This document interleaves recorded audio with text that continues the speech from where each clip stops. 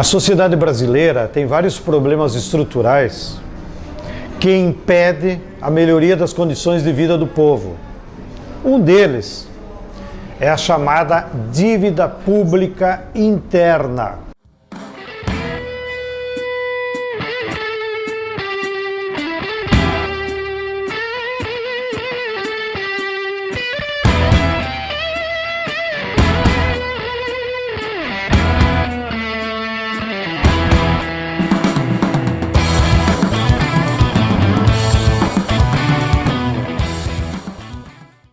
Eu entendo a dívida como sendo uma forma de escravização das pessoas físicas ou jurídicas que aceitam uma dívida. Quando se fala em dívida pública, muitos se perguntam, né, que dívida é essa? De onde ela surgiu? Né? A quem ela é devida? A quem está pagando essa dívida? Na verdade, é o povo que está pagando isso. Portanto, é imprescindível que nós possamos auditar essa dívida, até porque nós temos diversas provas de ilegalidades, de legitimidades dessa dívida, que começou basicamente na época da ditadura militar. Nós nos ingressamos no processo do endividamento público com a ditadura. Foi a política econômica instituída pela ditadura, que foi uma exigência americana, que deu início à dívida pública brasileira. Em 77, no governo Geisel, né? Quando o Delfim Neto falou na televisão, perguntaram a ele, se o senhor está pegando dinheiro lá fora, isso não é perigoso? Aí ele falou, perigoso como? Nós estamos usando a poupança dos outros para gerar o nosso desenvolvimento, que perigo tem isso? Só que, irresponsavelmente, ele pegou empréstimo a juros flutuantes. Pegou empréstimo a 6%, permitindo que a taxa variasse ao bel prazer dos Estados Unidos. E os Estados Unidos levou esse juro para 23% e quebrou o Brasil e todos os países latino-americanos. Os juros flutuantes, que é um crime e que a Convenção de Viena declarou que é criminoso, o juro flutuante, elevou os juros da nossa dívida de 5% para 20%. Aí havia uma escolha, né, que era sentar na frente dos credores e dizer: vocês estão completamente ilegais em termos da legislação internacional, vamos fazer uma renegociação radical, né? E a outra escolha era baixar a cabeça e aceitar os termos. Foi o que os governos da ditadura fizeram e nós então nos enfiamos profundamente numa situação terrível de não só nos tornarmos pagadores permanentes de um tributo eterno, que é o pagamento da dívida, é como um tributo colonial que a gente está pagando continuamente, uma sangria permanente dos nossos recursos, das nossas riquezas, às custas do suor e do sangue do nosso povo, como dizia o Tancredo, né? E, ao mesmo tempo, a gente se tornou exportador líquido de capital, que é outra coisa gravíssima.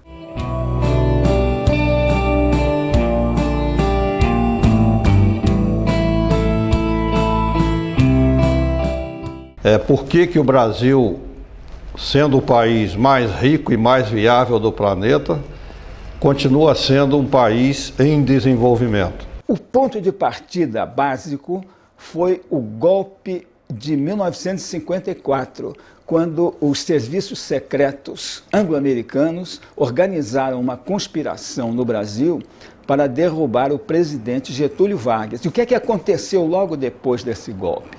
Aconteceram modificações na legislação de capitais estrangeiros, oferecendo subsídios incríveis para que as empresas transnacionais viessem a ocupar como ocuparam e cada vez mais totalmente os mercados e a produção no Brasil. As nações que estavam desenvolvendo um processo político de promover o desenvolvimento autônomo, soberano, em função das suas necessidades, já não tiveram mais oportunidade de fazê-lo. O projeto de Getúlio Vargas foi por terra. A importância das estatais está em que elas contribuem para que o governo tenha uma autonomia de gestão. Um país que todos os setores estratégicos estejam entregues aos estrangeiros, ele não consegue ter gestão sobre a sua economia. Nós não temos mais indústria de base. A indústria de base foi privatizada também, praticamente toda ela, a começar pelo aço. As nossas riquezas, que são imensas, não estão devidamente exploradas pelo povo brasileiro. Por exemplo, a nossa maior pauta de exportação hoje são os minérios. E nessa exportação o Brasil fica com 1% em média de royalty. O resto, 99%, fica para quem exporta. E são empresas multinacionais, porque a partir das mudanças da ordem econômica feita em 95 pelo Fernando Henrique, as empresas estrangeiras tiveram 100% de acesso ao subsolo brasileiro. É a dívida que determina as privatizações, porque para onde vão os recursos das privatizações? Para pagar a dívida. O lucro das estatais, por que a gasolina aqui no Brasil é tão cara? Porque o lucro da Petrobras, a parte que está em mãos privadas, os acionistas recebem os dividendos. Mas a parte da Petrobras que ainda é pública, os lucros vão para pagar a dívida. Para a gente ter noção, agora mesmo, no ano de 2013, foi feito o leilão do poço de Libra, que foi vendido por 15 bilhões de dólares, e esses 15 bilhões de dólares foi para ajudar juntar para pagamento de superávit primário. Então, foi vendido o petróleo brasileiro, né? Mas, ao mesmo tempo, esse petróleo, esse dinheiro é destinado para pagar a dívida.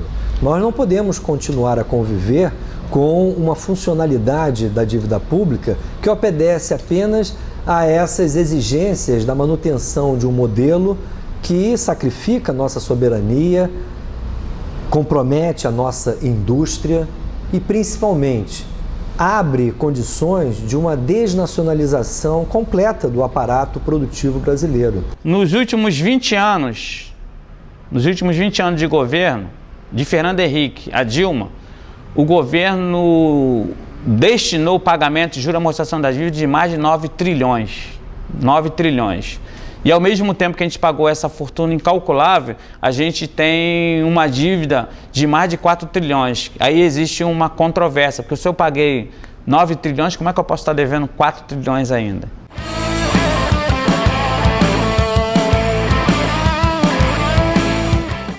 A dívida pública interfere em toda a economia do país, não é? Ela, além de representar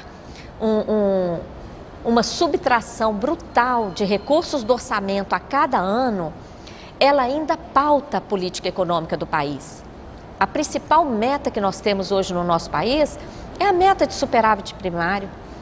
Toda a economia do país fica refém dessa meta. Nós não vamos conseguir resolver os problemas que nós temos de saúde, de educação, de transporte público, de moradia digna, de reforma agrária, se nós não suspender o pagamento dos juros da dívida interna, que hoje é chamado do superávit primário. O que é o superávit primário? Todas as receitas do governo, todas as despesas, antes de pagar os juros. Então, antes de pagar a conta, o que sobra um dinheiro. Depois que vai pagar a conta, não sobra mais nada. Então, o superávit primário é uma brincadeira para enganar as pessoas. O Brasil e a Argentina são os únicos dois países das Américas que praticam o superávit primário. Ou seja, que se comprometeram com o Fundo Monetário de garantir uma parcela religiosamente guardada dos impostos para pagar esses juros. Nenhum outro país. Quanto mais o Brasil paga, mais ele deve. Fernando Henrique Cardoso, em 8 anos como presidente da República, pagou de juros da dívida quase 2 trilhões. Lula, em 8 anos, 2 trilhões. Atualmente é só verificar quanto a presidente da República já pagou. E aí vem a lei de responsabilidade fiscal. Não pode gastar mais do que arrecada. E aí, mas para pagar os juros da dívida, vão cortando despesas públicas, o chamado superávit primário, economia para pagar os juros da dívida. Só que a lei de responsabilidade fiscal só permite gastar mais do que arrecada para o pagamento da dívida. E mesmo assim, paga os juros e continua a cada dia devendo muito mais. Um país que paga por ano 42,42% de juros de sua dívida pública e diz que tem um superávit para pagar, que está muito bem obrigado, porque tem sobra. Superávit é sobra. Não nos sobra nada.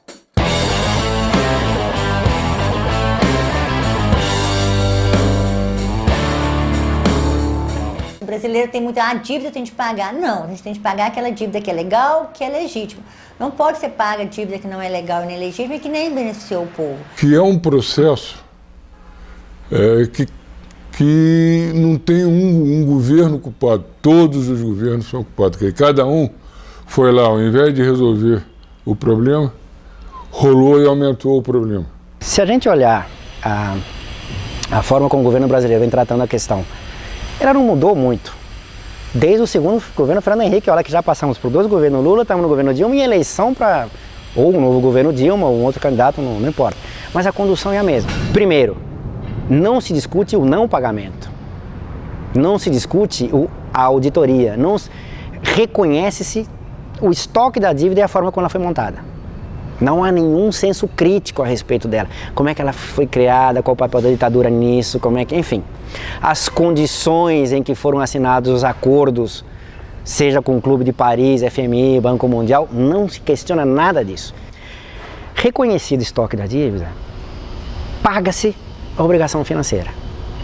O argumento é que isso gera credibilidade nos mercados. Voltando ao início, porque a dívida pública, no fundo, é o step da especulação nos mercados financeiros. Então tem que ser paga. Como é que se paga?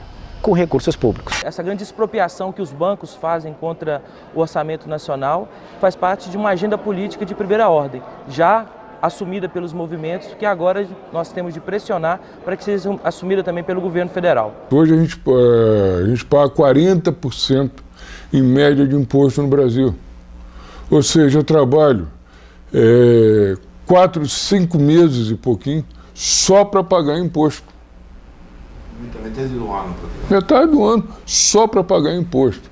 E o que eu recebo de volta? Nada. Para onde vai esse dinheiro? Vão para os credores dos títulos dessa dívida, que segundo o levantamento do Márcio Porchman, não são mais que 15 mil credores. Então, esse mecanismo é um mecanismo perverso de concentração da renda no Brasil. Então vocês podem imaginar, 200 milhões de brasileiros pagam imposto, 30% desse imposto, em vez de ir para a educação, para a reforma agrária, para a saúde, vai para os juros da dívida interna, vai para 15 mil famílias, que acumulam esse dinheiro e ficam mais ricos, compram apartamento, recompram $1, fazem qualquer coisa. Ou seja, o orçamento público, que inclui os impostos que todo brasileiro tem que pagar, ao invés de ser destinado à educação, saúde, habitação, transporte, entre outros investimentos sociais que ajudariam a vida dos habitantes do país, vai para pagar dívidas com bancos milionários que enriquecem às custas da pobreza da população. Assim, quem está rico fica mais rico e quem está pobre continua pobre. Na década de 80, nós devemos ter pago aqui na América Latina cerca dos 500 bilhões de dólares, né? Por uma dívida gigantesca, mas sobretudo por causa também da taxa de juros extremamente elevada que nós pagamos nesse período.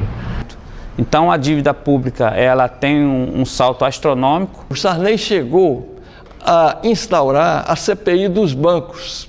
Não durou mais do que algumas horas. eles conseguiram imediatamente retirar assinaturas que eram suficientes para dar continuidade. Você vê o poder que essa gente tem, que os banqueiros têm. No governo Sarney, não consegue nem continuar pagando os juros de amortizações e aí tem uma moratória obrigatória porque o país não tinha reserva suficiente para continuar pagando os juros da dívida. Quando houve a inadimplência, não por decisão soberana, senão porque não havia um centavo de dólar para pagar coisa nenhuma.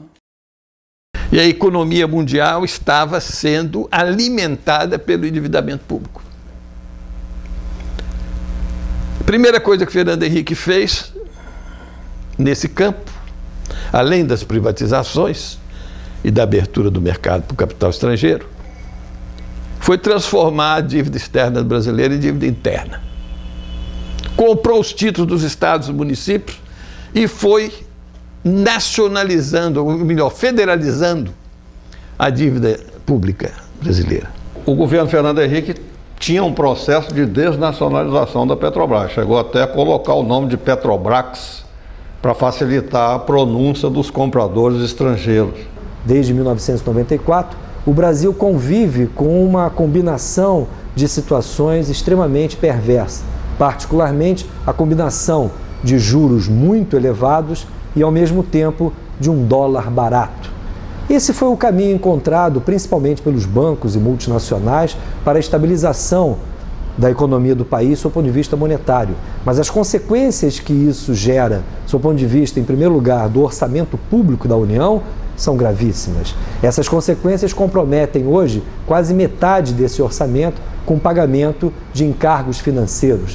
O que é a lei da responsabilidade fiscal? É que nós temos que ter responsabilidade de ser bons pagadores, entendeu? Mesmo à custa das nossas riquezas. A Margaret Thatcher, já na década de 80, 90, ela dizia assim, se um país não tem condição de pagar sua dívida, que venda suas reservas, seus minerais, que venda suas terras, que venda tudo, mas nos pague. Ela teve a petulância, a coragem de dizer isso. E acontece que o governo Fernando Henrique seguiu à risca essa proposta.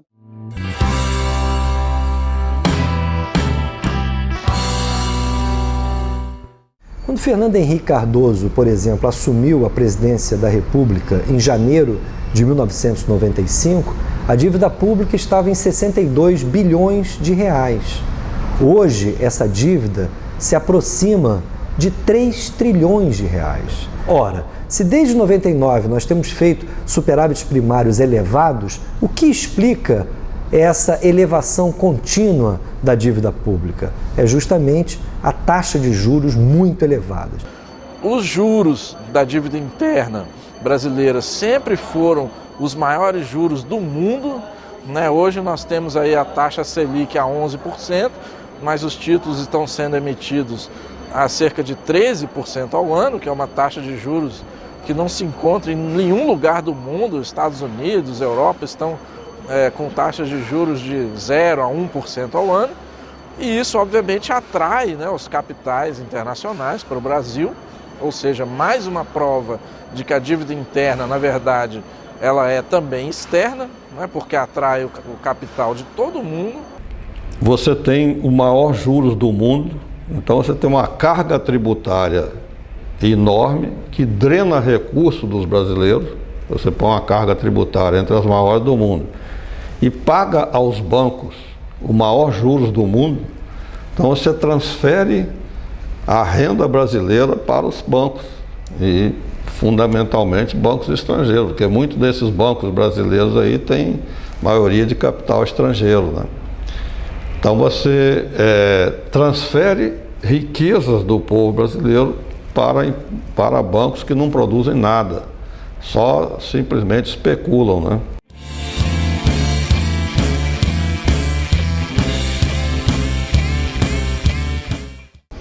Acho eu que é impossível você tomar de volta qualquer dinheiro de banqueiro. Na minha conta corrente, volta e meia, eu noto que me roubaram alguma coisa. É difícil, eu acho impossível a gente recuperar isso de volta. Mas se a gente não tivesse essa dívida, E é verdade, quanta coisa a gente não estaria fazendo quando a gente vê aquele gráfico de pizza que está aqui na revista da Editoria Cidadã da Dívida, mais de 40% é serviço da dívida, para pagar juros. Mais de 40% é para você, então, engordar quem já está rico. Banco, para dizer simples, o que é um banco? Um banco é uma instituição que empresta porque pegou emprestado. Banco é basicamente isso. É o que fazem as pessoas com esse dinheiro. Quer dizer, para que serve praticamente esse dinheiro? Não é? Quer dizer, Marx já disse uma vez numa nota de rodapé que se chegasse algum estrangeiro na Inglaterra, ficaria difícil explicar o que faz um banqueiro, né? Quer dizer, a gente pode explicar que um pedreiro constrói casas, a gente pode explicar que um médico cuida das pessoas quando ela fica doente, a gente pode explicar que um professor ensina coisas àqueles que não sabem. Agora, o que faz essa figura que se arvora a deter a maior parte da riqueza nacional, né? Além de andar de terno, jatinhos e voar para casa de helicóptero quando acaba o seu dia, né? Qual é a função que essa pessoa ocupa?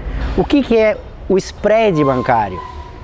Que é basicamente a rentabilidade dos bancos. O spread bancário nada mais é do que a diferença entre a taxa de juros que eles cobram os bancos para emprestar, que se chama de taxa de juros do ativo, menos a taxa de juros que eles pagam por pedir emprestado para quem deposita o dinheiro nos bancos, que é a taxa de juros passivo. O spread bancário é a diferença entre taxa de juros ativo e taxa de juros passivo. Então os bancos cumprem uma função e um serviço, mas é necessário que a sociedade saiba que esse serviço é para o capital. É para a saúde do capital. Para que o capital não perca as suas taxas e lucratividade, o banco tem um papel fundamental. Para a vida humana, eu confesso que não descobri ainda para que serve um banco.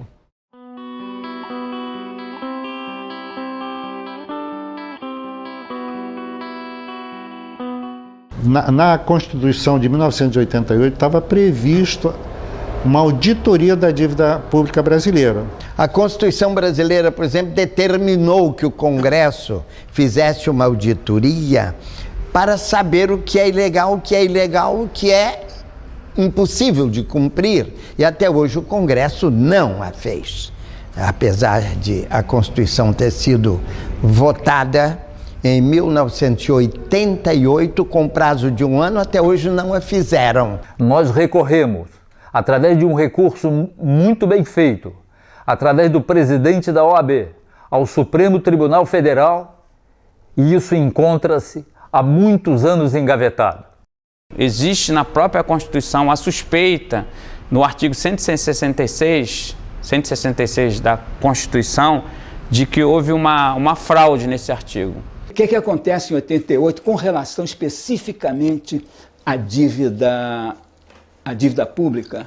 Acontece o seguinte, uma fraude perpetrada com a introdução de um dispositivo na Constituição que nunca foi sequer discutido nem votado. Foi uma fraude grosseira no artigo 166, parágrafo 3º, inciso 2, em que introduziram esse dispositivo, ou seja, privilegiando o serviço da dívida no orçamento. Então, a dívida no orçamento nem é discutida, ela passa direto.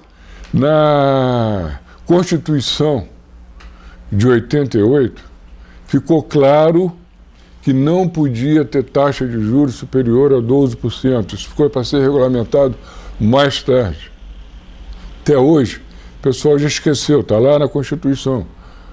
Então, é absurdo o que se faz. Tem interesse, tem banqueiros que têm interesse nessa taxa de juros, não se explica para onde está indo o dinheiro, e cada vez mais nós vamos numa bola de neve.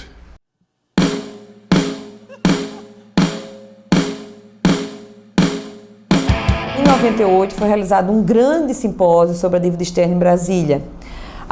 No simpósio foi tirado que nós realizaríamos um tribunal da dívida externa, que aconteceu aqui no Rio de Janeiro, em abril de 99, com mais de 2.500 participantes. Passado o tribunal, nós fizemos uma reunião em seguida e resolvemos chamar, então, um plebiscito, uma consulta popular. No ano 2000 fizemos o plebiscito, mais de 6 milhões de votos, levamos ao Congresso, ao presidente que não nos recebeu, ao Senado, à Câmara, ao Legislativo e ao Executivo, os resultados, um documento com o resumo dos resultados e das demandas que nós fazíamos ao governo.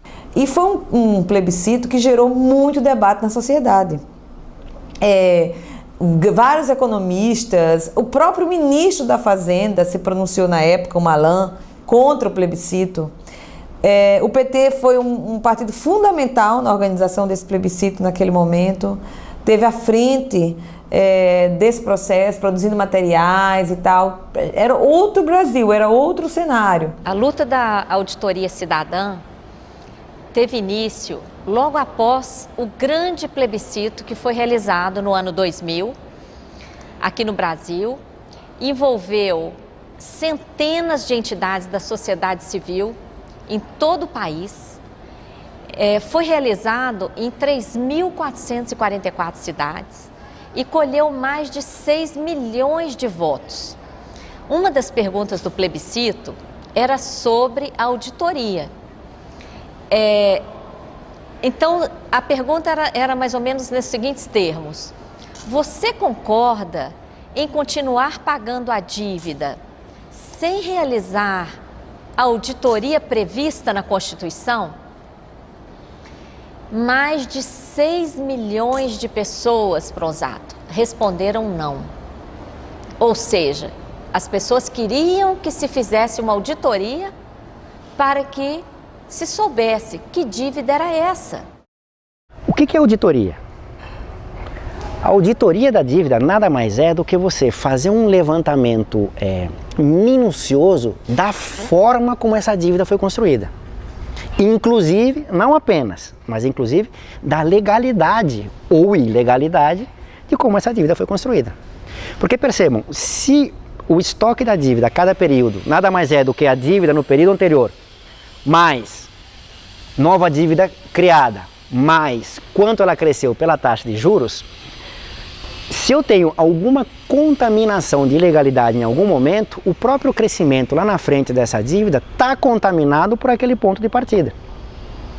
Se você identifica essa legalidade num tipo de auditoria, você fala, a partir daqui eu não reconheço o resto, que cresceu com base nisto. É uma forma mais dura, inclusive, do ponto de vista jurídico, de renegociar os termos do pagamento da dívida. O Brasil, no ano passado, foi o 7º maior PIB do mundo e foi o 85º em desenvolvimento humano. Quem é responsável por esse hiato? A dívida. O endividamento é o principal responsável. O que nós queremos com a luta da auditoria cidadã da dívida é que os recursos cheguem aonde devem chegar. O Brasil, um dos países mais ricos do mundo, é extremamente injusto. Nós não temos aqui uma saúde pública decente, uma educação decente, transporte, um cuidado com as pessoas, com os idosos, com os jovens. Não temos. Por quê? Se somos tão ricos. A dívida sangra os recursos e não deixa que os recursos cheguem onde devem chegar. Se a gente se endividasse para progredir, para crescer, eu seria a primeira a dizer, não, é uma boa dívida. A dívida pública no Brasil, infelizmente, não tem cumprido as funções que, em geral, a dívida pública oferece para os países que buscam o seu desenvolvimento, do seu ponto de vista soberano, do seu ponto de vista, especialmente, de conferir ao seu povo o bem-estar. Aquela ideia que, em geral, a sociedade tem, que a dívida seria um instrumento de financiamento, que a dívida corresponde a um recurso recebido pelo país e por isso tem que ser paga, há décadas não tem sido assim no endividamento público, tanto interno como externo dos nossos países. Nós chamamos isso de sistema da dívida. É um sistema com várias engrenagens. Esse sistema corresponde a distorção da utilização do endividamento público de tal forma que ele deixa de ser aquele instrumento teórico de financiamento do Estado e passa a ser um mecanismo de subtração de recursos públicos. Porque, na realidade, o que está sendo feito no Brasil é dívida para pagar dívida. A dívida é uma coisa que às vezes é necessária para um governo, ela é. Ninguém descarta que uma dívida não é necessária, mas a dívida tem que ter uma contrapartida de serviço, não existe. O que está acontecendo no país é que, como o Brasil não consegue pagar os juros, ele cria mais títulos e paga, e é por isso que a nossa dívida cresce. Porque se houver, em qualquer economia, quando você tem uma amortização de uma dívida, a dívida tende a diminuir, não a crescer. Se você está fazendo amortização, nós estamos pagando em dia, como é que a nossa dívida cresce? Porque, na realidade, o que está sendo criado é dívida sobre dívida.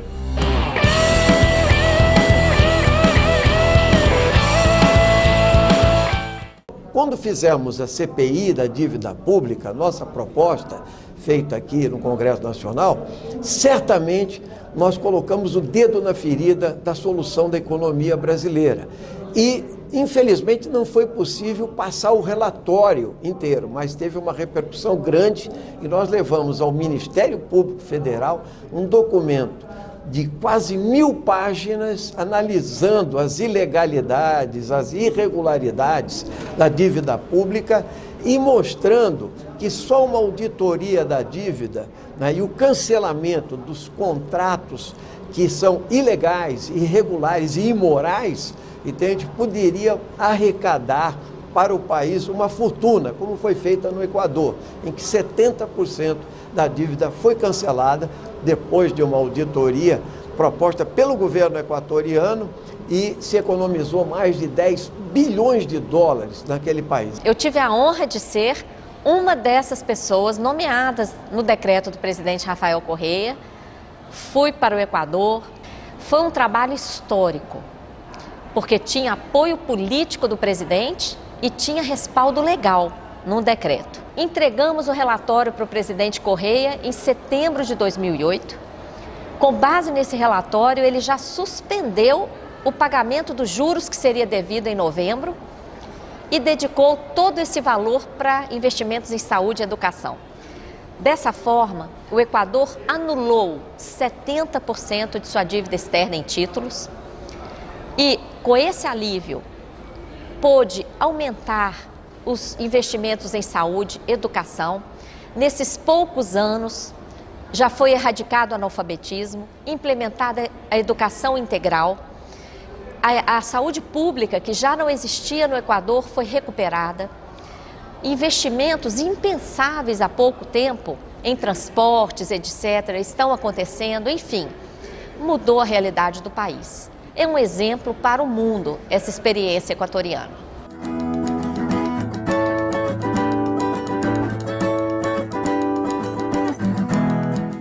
A moratória, para além de uma discussão, que também é importante, do pago ou não pago, é uma forma de forçar o credor a sentar na mesa para renegociar os termos dessa dívida. A Argentina fez basicamente isso. Falou, ó, não pago. Ou não é que não pago, porque ela continua pagando, mas eu pago, não pago do jeito que está, mas eu vou pagar se a gente renegociar o perfil dessa dívida. A crise argentina, né, dos fundos abutres mostram claramente, e o nome nos parece extremamente adequado, né, mostra o caráter pouco sério dessas instituições. A Argentina também possui um fato histórico em relação à dívida, que é uma sentença judicial que condenou a dívida externa argentina, considerando-a ilegal, imoral, ilegítima, que é decorrente, é conhecida como sentença Olmos. Infelizmente, as autoridades argentinas não levaram isso em conta e renegociaram sucessivamente essa dívida em processos que provocaram enorme prejuízo ao povo e à economia do país.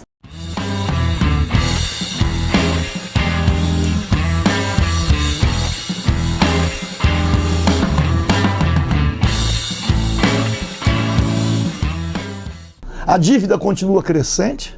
O presidente Lula, ele não pagou a dívida externa. Há 10 anos atrás, o ex-presidente Lula foi para a televisão dizer que tinha pago, tinha resolvido toda a dívida do Brasil, que o Brasil não devia mais nada.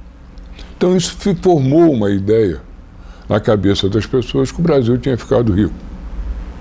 Milionário, era o país mais rico do mundo. E hoje está aparecendo aí 2 trilhões de dívida. Se trocou uma dívida com FMI a juros baixos por uma dívida com bancos privados a juros altíssimos. O pagamento ao FMI foi um pagamento de apenas 15,5 bilhões de dólares, que aconteceu em 2005, e foi uma operação que trouxe grandes prejuízos financeiros ao país, porque a dívida com o FMI custava apenas 4% ao ano de juros. Para pagar para o FMI, o Brasil emitiu títulos da dívida interna que custavam mais de 19% ao ano de juros. Então, foi uma operação que não trouxe nenhum benefício ao país, ao contrário. Foi uma operação que tornou a dívida ainda mais onerosa e provocou um grande desserviço político, porque iludiu ainda mais o nosso povo, afastando-o de enfrentar esse problema do sistema da dívida. Enquanto o Supremo Tribunal Federal examinou um mensalão, que nós não estamos aqui defendendo, nós achamos que o dinheiro público ele tem que ser preservado, tem que ser investigado e os responsáveis têm que ser punidos, mas que custou, segundo a mídia, 150 milhões, ocupou mais um ano de Supremo Tribunal Federal, a nossa causa não teve um dia do Supremo Tribunal Federal para ser examinada. A dívida ano passado levou mais de 2 bilhões por dia. Ou seja, nós tivemos, dedicados à dívida, mais de 15 mensalões por dia. E a grande mídia não denuncia isso. Ficou aí denunciando o mensalão todos os dias do ano, enquanto 15 mensalões por dia estavam indo no ralo da dívida pública.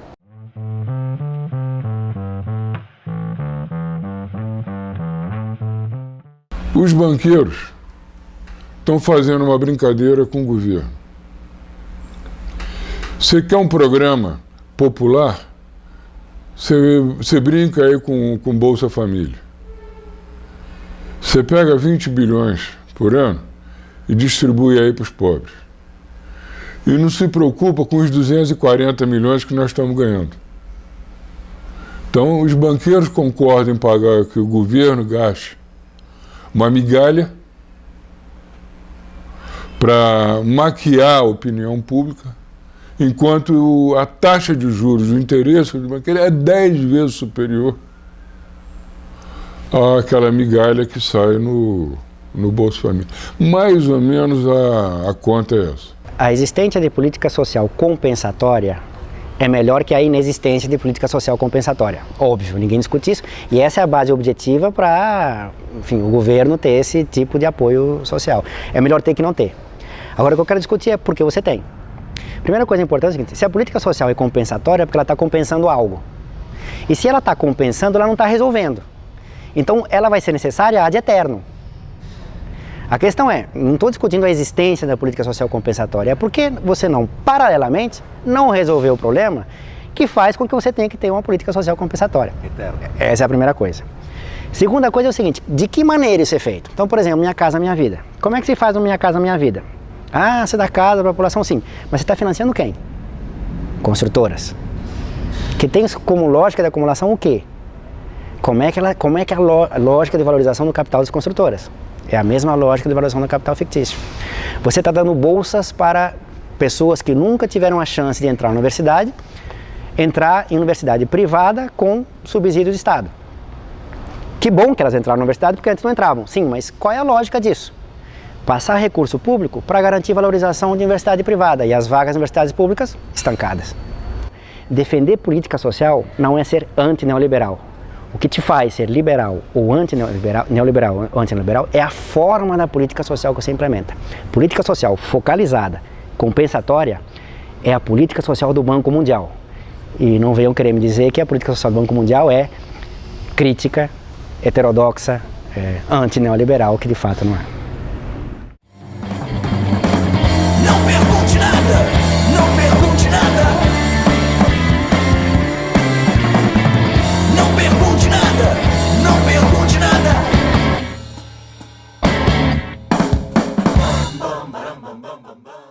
Essa dívida permitia o Banco Mundial, o FMI, mandar uma representante do FMI aqui todos os anos para fazer uma avaliação das contas do Brasil, para ver se tem o dinheiro, onde é que tem o dinheiro, etc.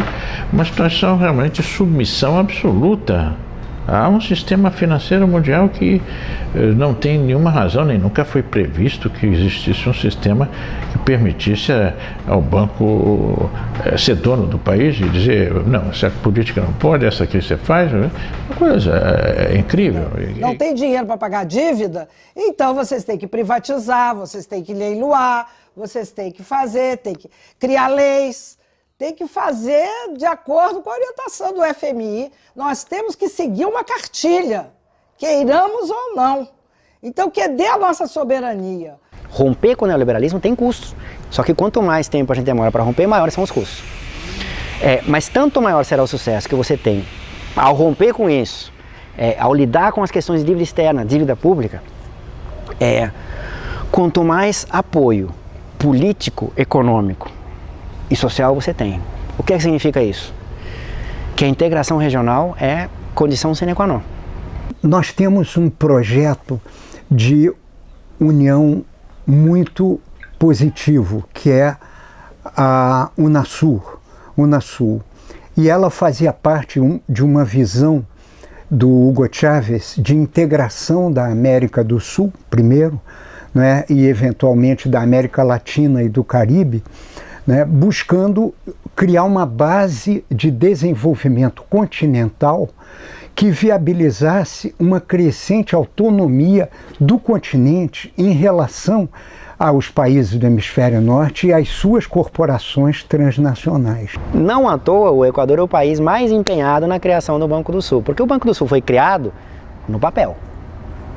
Porque o Banco do Sul, sem o Brasil, não existe. E o que o Brasil fez em relação ao Banco do Sul? Apoiou, na verdade, prolongou as negociações e só entrou quando, do ponto de vista político, não tinha mais como não entrar. Só que entrou pro forme, formalmente. Por que ele fez isso? Porque do ponto de vista geopolítico do Brasil na região, o Banco do Sul já existe. Chama-se BNDES. Do ponto geopolítico do Brasil, o que lhe interessa é um banco que financia a atuação de empresas e capitais a partir do Brasil nas outras economias da região. E não propriamente uma integração regional, de fato, alternativa à integração regional neoliberal. Infelizmente, o Brasil não investiu nesse projeto. Não à toa o Brasil está apostando mais num banco de financiamento via BRICS do que propriamente em relação ao Banco do Sul.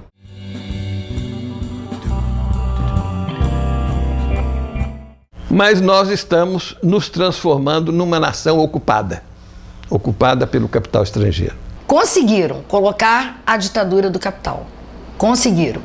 Não precisamos mais ter uma ditadura civil-militar, porque o povo está preso por algemas invisíveis, correntes invisíveis, essa dívida pública. Hoje em dia você não precisa de exército. Há um domínio puramente financeiro e econômico, e hoje essencialmente financeiro. Então nós fomos capturados pelo capitalismo internacional através de dívidas. O que ocorre é que a dívida pública tem uma funcionalidade dentro da forma capitalista. Marx já apontava isso lá no Capital, quando dizia ironicamente que a única coisa no capitalismo que é de fato socializada, que é de fato pública, é a dívida. A dívida pública passa a ter então aí uma funcionalidade de ser um dos instrumentos de carrear riqueza pública para as mãos privadas. O crescimento da dívida pública é uma condição sine qua non para a expansão da especulação nos mercados financeiros, inclusive privados. O mercado internacional se articulou para se impor no mundo através do mercado financeiro. Os bancos hoje, associados às grandes empresas, eles controlam o crédito e, portanto, definem o investimento nesse país. Cresceu muito a dívida interna, notadamente porque o Banco Central é completamente um feudo dos banqueiros. O Banco Central, apenas no organograma oficial, ele está subordinado ao governo federal. Na prática, ele serve por completo ao interesse dos aplicadores, ou seja, do grande capital, dos banqueiros. Portanto, mudar a política macroeconômica, reduzir a taxa de juros, ter uma taxa de câmbio que seja um elemento de defesa da nossa indústria nacional, seriam elementos fundamentais. Mas para isso é necessário, acima de tudo, uma mudança no quadro político do país. Desde 1994, particularmente, existe uma hegemonia na determinação das políticas públicas dos interesses de bancos e multinacionais. O poder ficou na mão dos banqueiros e das transnacionais. Então, eles são a classe dominante, eles determinam a eleição dos políticos. Mas a gente também tem que criar mecanismos, né, econômicos para romper com a banca internacional, porque a nova ditadura hoje não é a ditadura dos militares, é a ditadura dos banqueiros, é a ditadura da banca internacional. Isso a gente tem que romper. E seguir o exemplo da Islândia, que não paga a sua dívida e ainda mandou prender os banqueiros.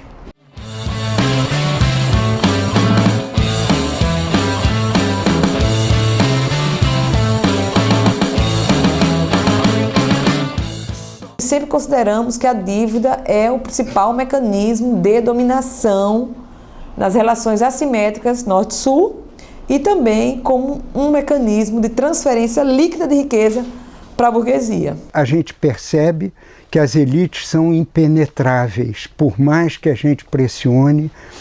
Uma vez no poder, os governantes, os políticos cedem às pressões das corporações e não à pressão da sociedade civil. Essa oligarquia, ela fortaleceu muito o seu poder à medida que ela foi concentrando mais a finança, mais poder sobre a finança, ela também foi paralelamente aumentando o seu poder político, o seu controle praticamente completo sobre todos os governantes. O governo fica nessa corda bamba desde o segundo governo de Fernando Henrique, sem resolver a questão. Os governos pós-2002, apesar de serem capitaneados pelo PT, que sempre foi um partido crítico ao Plano Real, pelo menos até 2002, por uma concepção de governabilidade, esse partido mudou a sua concepção. Do ponto de vista macroeconômico, ele deu sequência ao que vinha sendo feito desde os anos 90. Boa parte da chamada credibilidade do governo Lula se deu justamente por esta surpresa para os banqueiros e financistas internacionais. O partido que sempre sustentou a denúncia de todas as consequências nefastas do modelo liberal no Brasil, simplesmente capitulou quando chegou no governo federal. Não ter lidado com essa questão de uma maneira frontal e corajosa, o que indica isso? Indica que o tema do endividamento é tão importante para os países do norte, para os credores e para os bancos privados, que eles usam qualquer meio para ou ameaçar ou cooptar novos governos em relação a isso. E nós temos precedentes graves relacionados com uma política mais soberana de países da América Latina. Eu menciono, por exemplo, Jaime Roldós, presidente do Equador, né, que em 83, depois de uma campanha vitoriosa, fantástica, uma eleição democrática sem questionamentos, né? Como ele propunha uma gestão econômica voltada para os benefícios da população e da nação equatoriana, foi morto pela CIA, conforme está o depoimento e o testemunho do John Perkins, que é o autor daquele livro Eu Fui um Assassino Econômico. E ele diz de cátedra porque ele era um dos agentes no Equador naquela época. De modo que eu imagino que semelhantes pressões tenham acontecido com o Lula quando ele foi, em outubro de 2002, já eleito. Ele foi a Washington e aí alguma coisa aconteceu que tudo mudou. Ele nomeou o Henrique Meirelles presidente do Banco Central, e o Henrique Meirelles era o presidente do Bank Boston, que era um dos credores do governo brasileiro. Portanto, inimaginável a gente ter um presidente de banco transnacional virando gestor do Banco Central, que é a chave, né, do sistema da gestão financeira do governo federal. Nós estamos convencidos que a resposta não é técnica, né? Quer dizer, as condições para realizar uma moratória, uma auditoria na forma como nós acreditamos que seja necessária. E mais que isso, tirando as conclusões de uma auditoria dessa, as atitudes políticas a serem implementadas, isso não é tarefa de um Banco Central forte, de um ministro da Economia decente. Isso é a tarefa de uma mudança profunda de correlação de forças na sociedade latino-americana e mundial. Esse fragmento de classe monopolista financeira tem um poder muito grande. Para contrapor a esse poder, é necessário, como dizia já o bom e velho Maquiavel, só o poder limita poder. É necessário que o povo, que os trabalhadores, que a classe trabalhadora constitua-se num poder para fazer valer sua vontade. Eleições com a presente estrutura econômica e midiática, né? Com a concentração também da mídia e de tudo mais que há aí, não existe, a meu ver,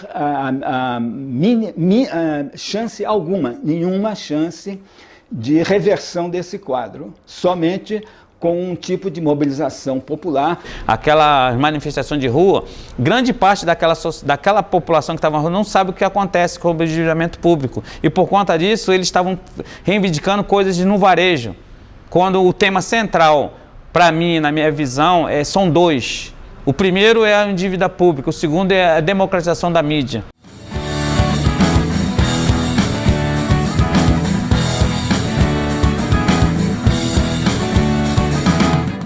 O pré-sal dá para pagar 10 dívidas públicas, tá certo? Mas se ele for mantido aqui.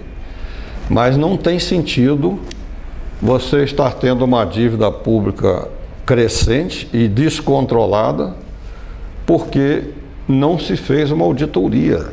Todos os países que fizeram auditoria da dívida, a dívida caiu drasticamente, porque essa dívida é mentirosa, essa dívida é falsa. Essa dívida que está aí é impagável. Não adianta ficar sonhando com o petróleo que vai vir daqui a 20 anos lá do pré-sal, porque quando chegar esse petróleo, a dívida vai estar num buraco tão grande que é impagável. Então, não adianta o Brasil ficar jogando para o futuro, contando com pré-sal, com pós-sal. Não é por aí que se resolve o problema. Essa é a realidade brasileira. Tem que encarar o problema de frente, tem que renegociar a dívida.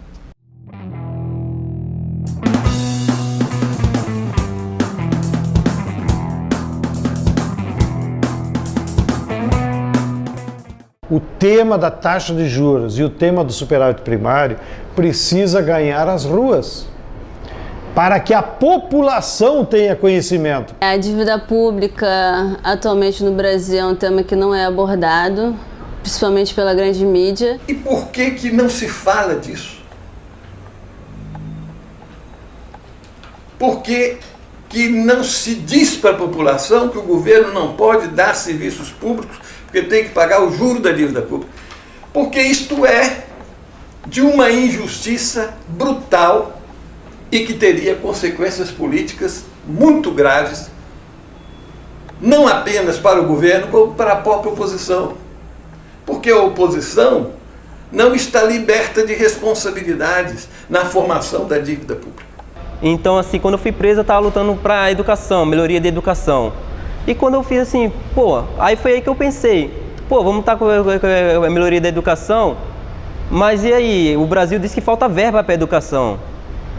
Mas onde está a verba? Aí eu me fiz a pergunta, mas onde está essa verba? A gente não paga tanto imposto, mas onde está essa verba? A gente tem um PIB de 2,3 trilhões aí, né? Então, se um PIB tão alto, somos o 7º país de maior economia, né? Um país rico, como é que a gente não tem dinheiro para educação?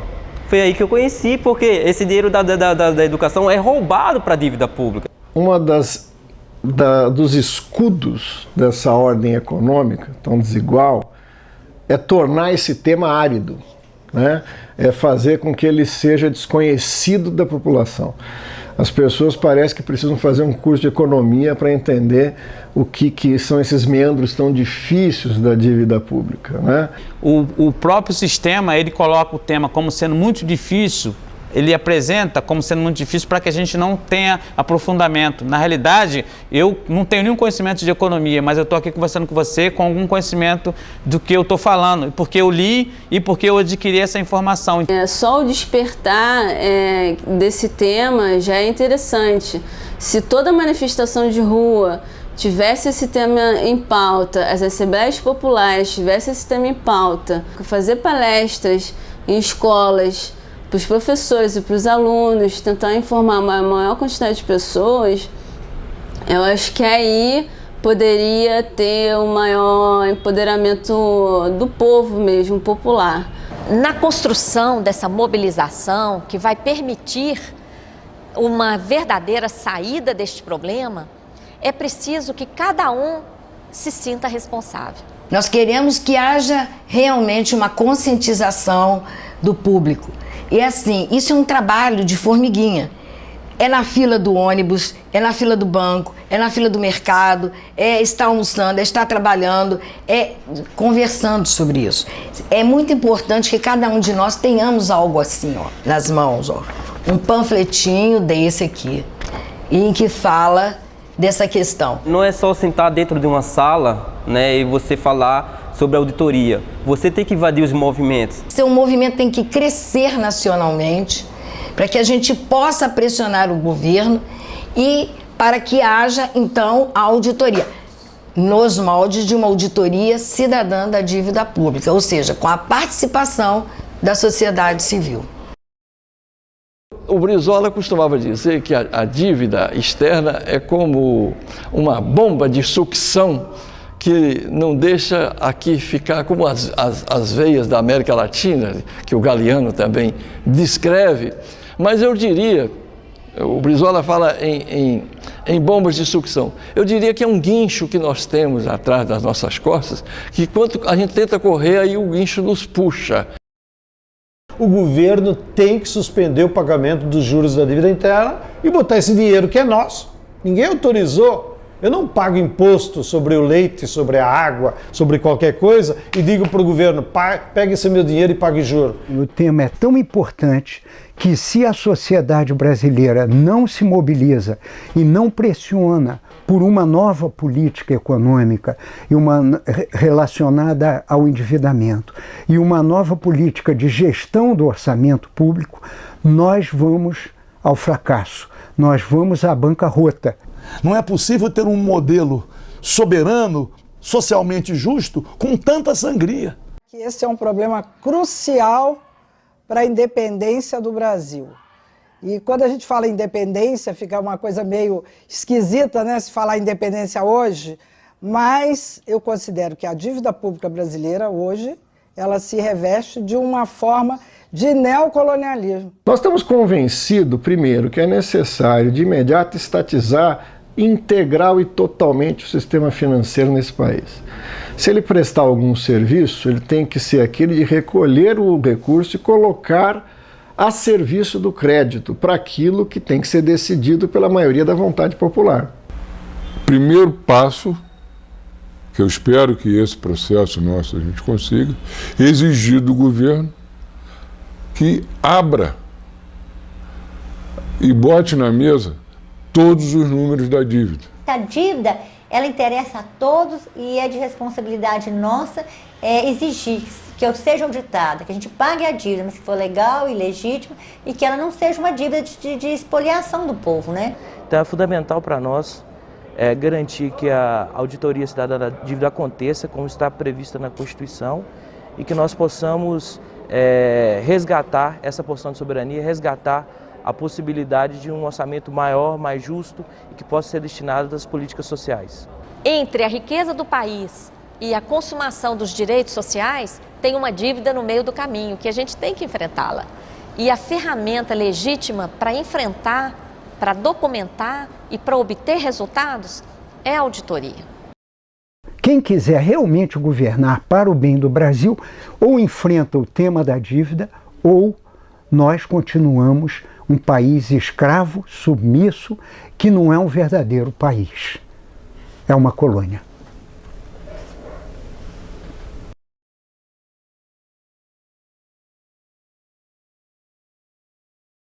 Cheque a conta! Audita, audita, audita essa dívida maldita. Audita minha gente, audita presidenta, audita que assim ninguém aguenta. São mais de 2 milhões por dia. 2 milhões? Por dia, gente fina, por dia. Tem uma linha no noticiário e nós pagando só de otário. Tem uma linha no noticiário e nós pagando só de otário. Chega a conta pra estancar essa sangria, quase metade do orçamento federal. Assim não dá, assim tá mal. Quase metade do orçamento federal. Assim não dá, assim tá mal. Título 10 da Constituição, artigo 26. Tá devagar, tá de bobeira, meu irmão. MPF, cadê você? Tá devagar, tá de bobeira, meu irmão. MPF, cadê você? Cheque a conta! Audita!